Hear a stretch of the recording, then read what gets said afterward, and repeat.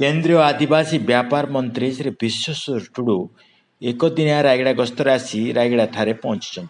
रायगड़ा ठारे पहुंचा पर भारतीय जनता पार्टी कार्यकर्ता मान द्वारा उच्चसित संबर्धना ज्ञापन करने सहित स्वागत करा जायथिला।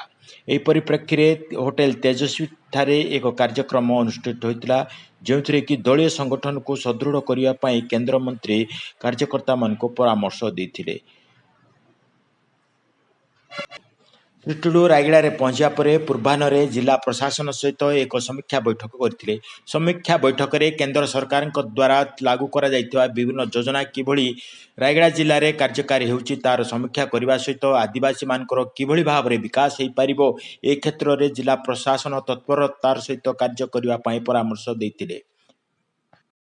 आगामी दिन में श्री टुडू पुनः रायगड़ा गस्त कर कार्यक्रम रही। परिप्रेक्षी में विभिन्न विद्यालय तथा किसी अनुष्ठान को उद्घाटन करिवार कार्यक्रम रही।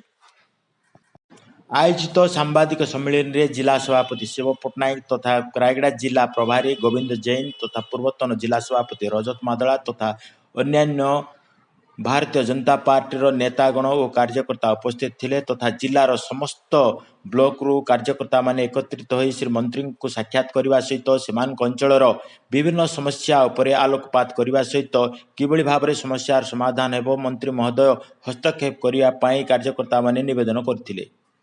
रायगड़ा रु सदानंद आचार्य रिपोर्ट इंडिया प्रेस न्यूज.in।